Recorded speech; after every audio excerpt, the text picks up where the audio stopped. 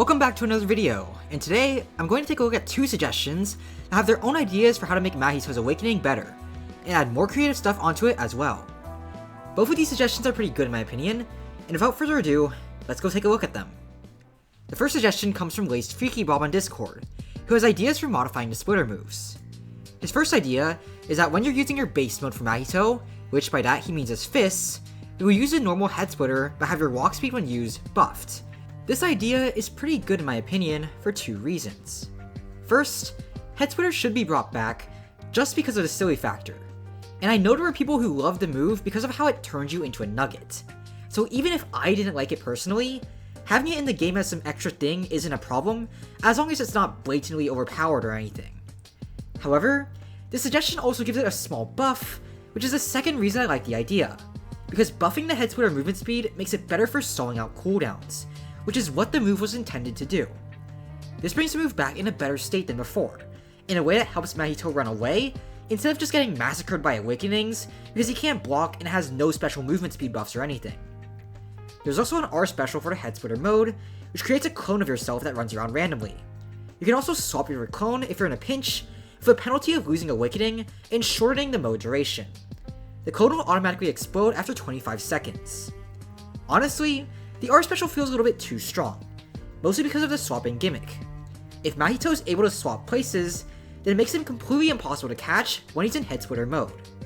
Now, this does come with a penalty of losing awakening, but that's a really small price to pay for what amounts to an infinite evasive. It's more so of my personal opinion here, but it does seem a little bit too hard to catch. The clone exploding after 25 seconds is a cool touch though, and with the swapping gimmick, it can really easily punish people for attacking Mahito in his head splitter form. Though once again, that could be a little bit too strong, mostly because of the swapping thing, not because of the exploding thing. Moving on to the blunt mode, which is Mahito's big fists, your splitter move turns into Joe Splitter. Nothing to say here since it's already in the game. Finally, a whole new move is created for Mahito when he uses his blade mode, and it's called Body Splitter. This move shoots your head away from your body, just like Head Splitter, but even farther than before. Then, it makes the body you leave behind shoot out spikes in an AoE, which stuns people caught and does increased damage. You turn into a mini version of yourself, just like with Head Splitter, but with faster M1s and no movement speed buff.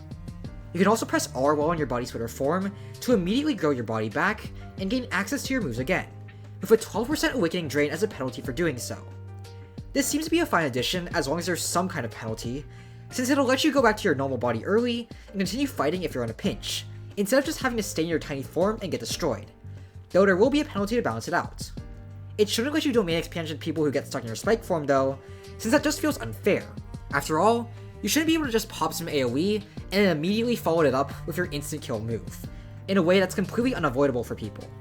I say this because at least with getting a ragdoll and comboing into it, you have to land an M1 combo, and waste a ragdoll cancel. Well with this, you don't need to waste a ragdoll cancel, and you can just land some massive AoE and get your domain for free.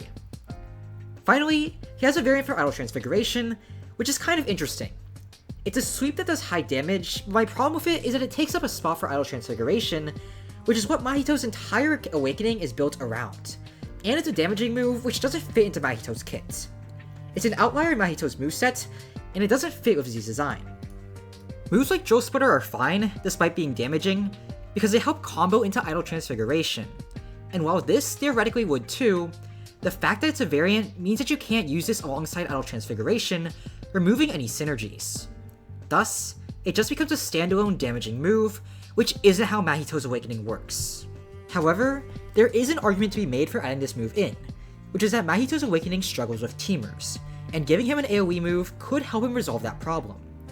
Head Splitter was technically one of those moves, though it did gut you afterwards, so it didn't really work for that purpose. However, this Buzzcut Mochi-esque move could actually work pretty well as a way to deal with teamers looking at the damage in AoE, and while it wouldn't fit into a 1v1 scenario, it might have a place in team fights that Mahito normally struggles in. The next few Mahito suggestions come from Unnormal Goose.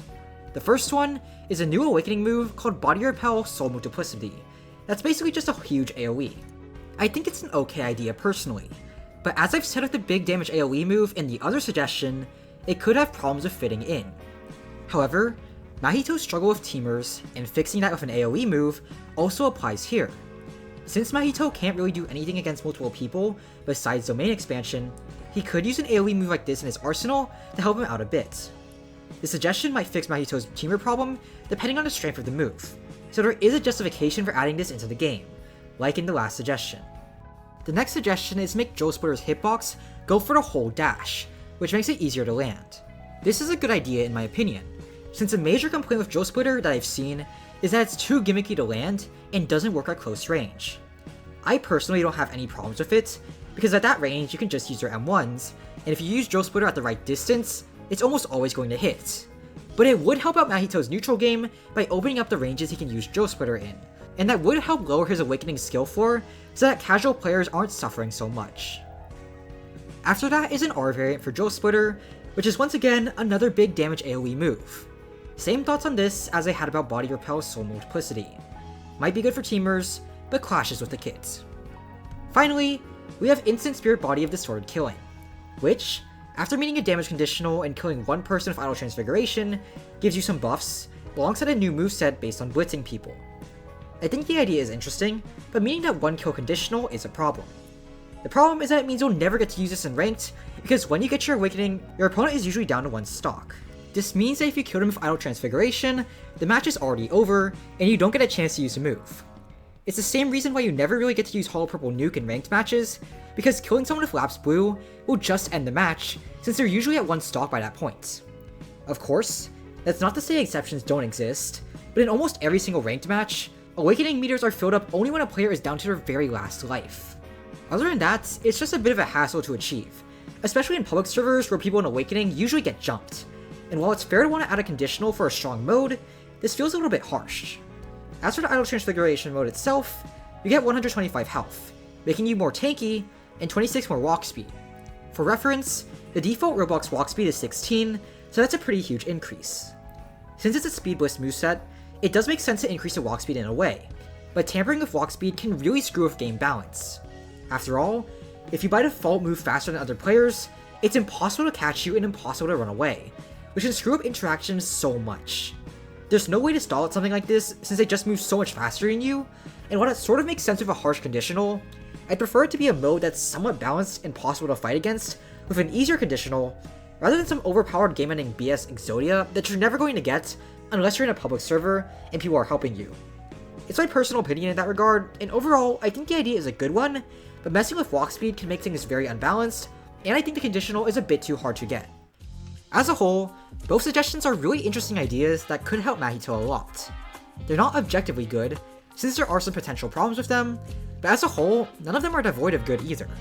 There's great ideas in both suggestions that could really help Mahito and make his awakening feel more like an awakening, both in helping him deal with teamers, giving him more options, and just making him feel more fun to play, rather than feeling so confined. Anyways, that's all for today's video. If you enjoyed watching, make sure to subscribe for more Jujutsu Shenanigans content, and I'll see you next time in another video. I'm Eternally, and have a great day. Bye.